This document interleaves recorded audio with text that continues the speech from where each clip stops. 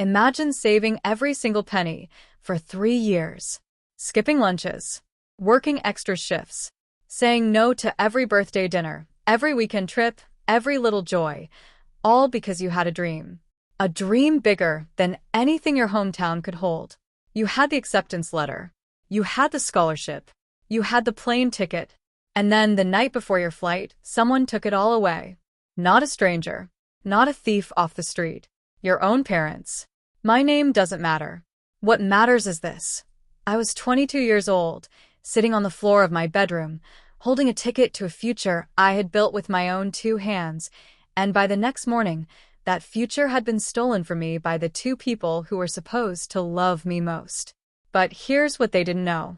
What I discovered 3 days later, at an embassy counter, in a plastic chair, with tears I was done crying, changed absolutely everything. And my parents? They never saw me again. Stay with me, because this story doesn't end in heartbreak. It ends in freedom. Background and dream, 280 words. Let me take you back to the beginning, so you understand exactly what was at stake. I grew up in a house where I was the oldest daughter, which in my family meant I was the cook, the cleaner, the babysitter, the errand runner, and the emotional support system for everyone under that roof. From the time I was 12 years old, I had responsibilities that most adults would find overwhelming. My parents weren't cruel, or at least that's what I told myself for years. They were just traditional, old-fashioned. They believed a daughter's place was at home, serving the family, until she was handed off to a husband who would then expect the same. But I had other plans. I discovered in high school that I had a talent for science. My teachers noticed it too. One of them, Mrs. Abra, pulled me aside after class one afternoon and said something I will never forget. She said, "You are too bright to stay small." Those words lived inside me for years. By the time I was 19, I had quietly begun saving. Every bit of money I earned from part-time work went into a bank account my parents didn't know about. By 22, I had enough. I applied to a university abroad. I wrote my essays at midnight when everyone was asleep. I attended my virtual interviews in a bathroom with the door locked. And when that acceptance letter came, with a partial scholarship attached, I sat on the bathroom floor and sobbed into a towel so no one would hear me. I had done it, all by myself, in secret. And that secret, I would soon learn, was not safe enough. The night before, 320 words. I made the mistake of telling them 1 week before my flight. Looking back, I should have just disappeared. Packed my bags quietly, taken a taxi to the airport, and sent a message from the gate. But I truly believed, that showing them the letter, showing them the scholarship, showing them that their daughter had achieved something remarkable would make them proud. Instead, my mother's face went cold. She didn't congratulate me. She didn't hug me. She set the letter down on the kitchen table like it was a piece of junk mail and said, "You're not going anywhere." My father's reaction was worse, because it was quieter. He just nodded slowly, like a decision had already been made that I wasn't part of. The week that followed was a war of words. Shouting matches, silent treatments, guilt trips that could fill an ocean. My mother cried. My sister cried, though to this day, I'm not sure if she actually understood what was happening or was just reacting to the chaos around her. And then came the night before my flight. I had gone to bed early. My bags were packed. My documents were in a folder on my desk. Passport, acceptance letter, ticket confirmation, everything. I set 3 alarms and fell asleep with a heart full of nervous, shaking hope. I woke up to silence. The folder was gone.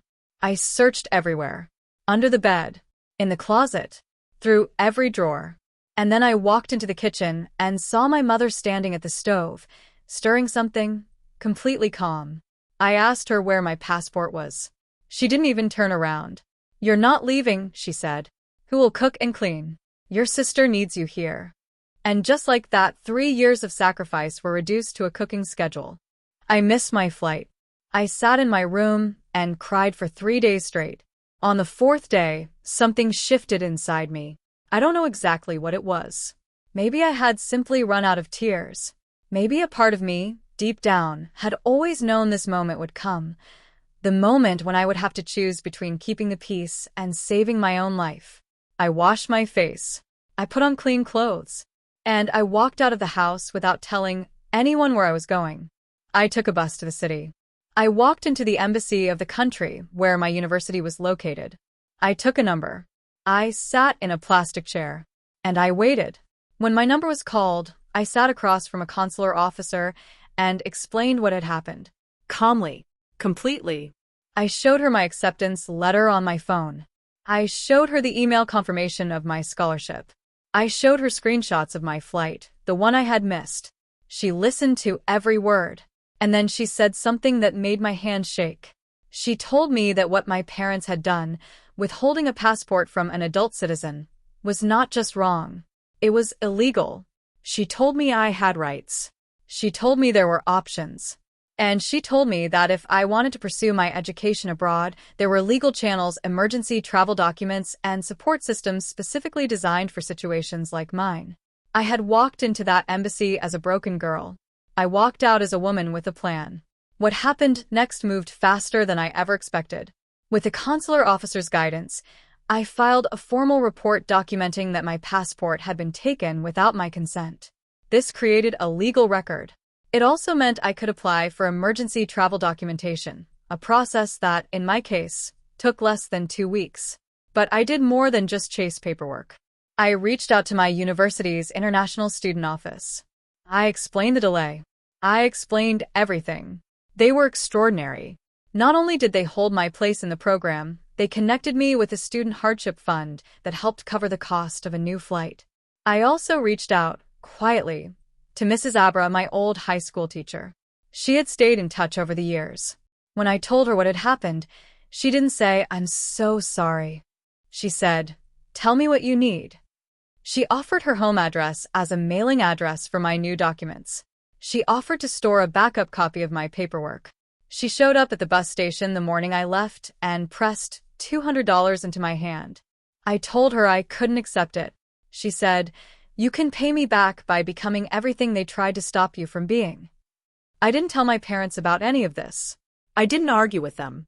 I didn't fight. I didn't plead.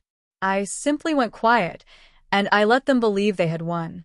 Because the most powerful move isn't always the loudest one. Sometimes, the most powerful move is the one your enemy never sees coming. 2 weeks and 3 days after I missed my original flight, I woke up at 4 in the morning. I had packed a single bag weeks earlier and hidden it at Mrs. Abra's house. There was nothing left in my room that I couldn't leave behind. I had already said my goodbyes, not to my parents, but to the version of myself that had spent years shrinking to fit inside their walls. I walked through the house one last time in the dark. I stopped in the kitchen where my mother had told me I wasn't leaving. I stood there for a long moment. I didn't feel anger. I didn't feel sadness. I felt free. I left a single envelope on the kitchen table. Inside it was a letter, calm, clear, and final. I told them I loved them. I told them I forgave them. And I told them that I was going to live the life I had built for myself, and that I hoped someday they would understand why. I told them not to call. Then I walked out the front door, softly, so as not to wake anyone. Mrs. Abra was waiting at the corner in her car. She drove me to the airport without a single word, because no words were needed. When we arrived, she hugged me for a long time. And then I walked through those doors, documents in hand, and I did not look back. I boarded that plane. And as it lifted off the ground, I pressed my face to the cold window and watched my city get smaller and smaller until it disappeared entirely. I graduated 3.5 years later with honors. I am not going to tell you it was easy. There were nights I cried into my pillow missing a version of home that, honestly, had never really existed. There were moments of loneliness, so sharp they almost broke me. But there were also moments of joy so pure they made every sacrifice worth it. I made friends who became family. I found professors who saw my potential and pushed it further than I thought possible. I built a career. I built a life. I built a version of myself that the girl crying on that bathroom floor could never have imagined. My parents tried to reach out a few times over the years. My mother left voicemails. My father sent letters through a relative. I read them. I didn't respond. Not out of cruelty. But because I had finally understood something important. Forgiveness and proximity are not the same thing. I could forgive them for being who they were, people shaped by fear, by tradition, by the belief that a daughter's dreams were less important than a family's convenience. But I did not have to let that belief back into my life. The embassy didn't just give me a travel document.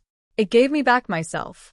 If you are watching this and you see yourself in this story, someone whose dream is being held hostage by someone else's fear, I want you to hear this. Your dream does not need their permission. Your future does not belong to anyone but you. And if the people who are supposed to protect you are the ones blocking your path, know that there are doors in this world they cannot lock. There are offices and institutions and strangers who will become angels, and teachers who will press money into your hands and say, become everything they try to stop you from being. The world is bigger than the four walls of a house where someone decided your value was measured in meals cooked and floors cleaned. You are not a servant to anyone's comfort. You are a person. With rights. With a mind. With a future that is entirely, completely, undeniably yours. They took my passport, but they could never take what was inside me. And in the end, I flew anyway.